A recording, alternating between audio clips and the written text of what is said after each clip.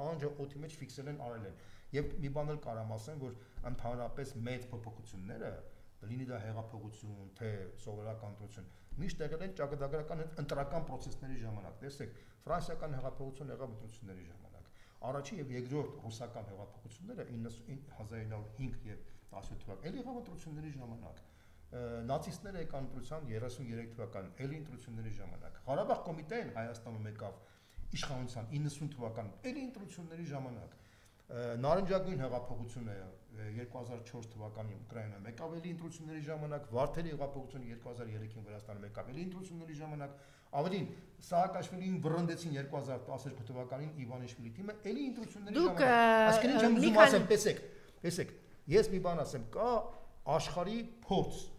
Հայաստանը կներեք աշխարհի մասն է։ Հայաստանը ծառի վրա չի, լուստի վրա չի ապրում, չգիտեմ,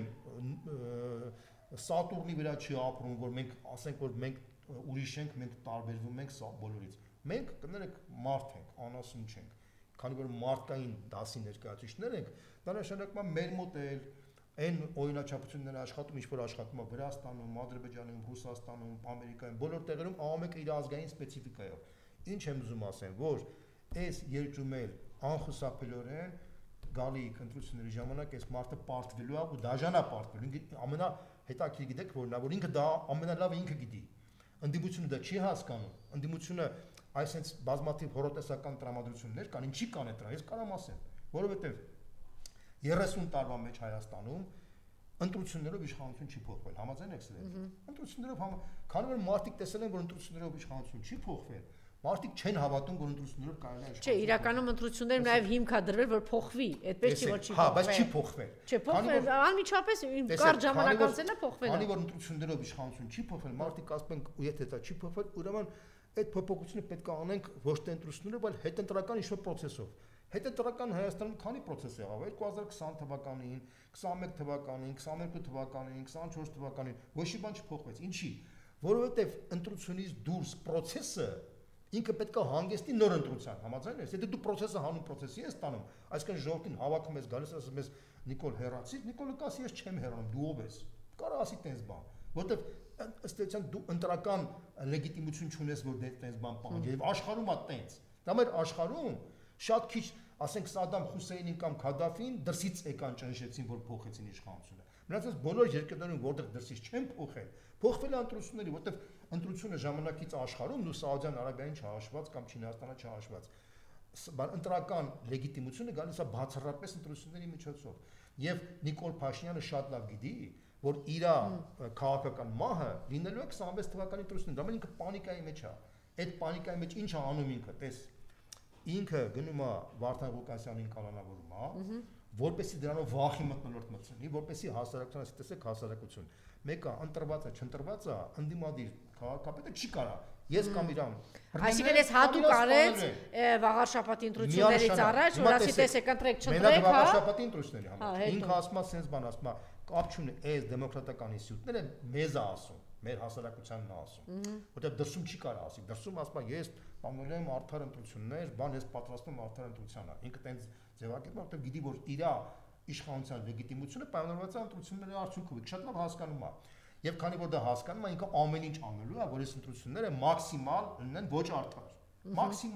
Մաքսիմալ վարչական ռեսուրսներ օգտագործեն, մաքսիմալ խարդախություններ անեն, մաքսիմալ ինչ որ հնարավոր է, անհնարին բան անելու, որ ինքը կարողանա վերարտադրվի։ Նա միանշանակ է։ Հիմա այս Վարդան Ղուկասյանի ձերբակալությունը զուտ այն բանի պատճառով, որ փորձի մարդկանց մեջ վախի մթնոլորտ սերմանի։ Մենակ վախի մթնոլորտ փորձում է սերմանի, որ մյուսները վախենան, մեկ, երկրորդը մարդկանց մոտ առաջացնի հիասթափություն, որ ընտրություններով հնարավոր չի լուծել։ Տեսեք, սա բռնում է, չէ՞։ Մարդու մոտ գալիս է հետևյալը, եթե ընտրված քաղաքապետին բռնում են, այդ փաստորեն ընտրական համակարգը չի աշխատում։ Եթե չի աշխատում, մենք պետք է գնանք ոչ ընտրական ճանապարհով, համաձայն եք։ Դա նվերա Նիկոլ Փաշինյանի համար։ Ոչ ընտրական ճանապարհով Նիկոլը կասի, տեսեք, այս մարդիկ գնում են հակաօրինական ճանապարհով, ես այդ մարդկանց կպատժեմ, որտեղ սրանք հակաօրինական ճանապարհով։ Ինքը հրահարում է լավ գնալ դրան։ Ինքը հրահարում է։ Ինքը հրահարում է մարդկանց այդ ճանապարհին, որպեսզի հետագայում այդ մարդկանց ռեպրեսիա անի, ձևակերպելով, որ ինքը բանը ռեպրեսիանում հակադեմոկրատական շրջանակներ, ինքը դրսի համար է դա անում։ Հասկանու՞մ եք։ Երկրորդը ինքը փորձում է հուսահատություն մտցնել հասարակության մեջ, որպեսզի գիտեք ինչ հարգելի ժողովուրդ, ընտրություններով դու մեկ ընտրությունների մասին մի մտածի, որտեղ ընտրություններով, տեսեք օրինակ Երևանի ընտրությունների ժամանակ 2023-ին ընդամենը 28%-ն է մասնակցել, 28%-ը ինչի, որտեղ կար մեծ արշավ, որ ընտրությունները ճիշտ ընտրություններով մասնակցել։ Այդ արշավը կար, որտեղ ոչ ոք չէր հավատում, որ հաջողություն կլինի։ Պատկերացրեք, եթե ոչ թե 28%-ը, գոնե 35%-ը մասնակցեր, Երևանում արդեն կներ ընդդիմադիր քաղաքապետ։ Երևանի ընդդիմադիր քաղաքապետը արդեն ֆունդամենտալ փոփոխություն։ Դա արդեն Հայաստանի։ Հասկանում եք, հիմա տեսեք Գյումրիում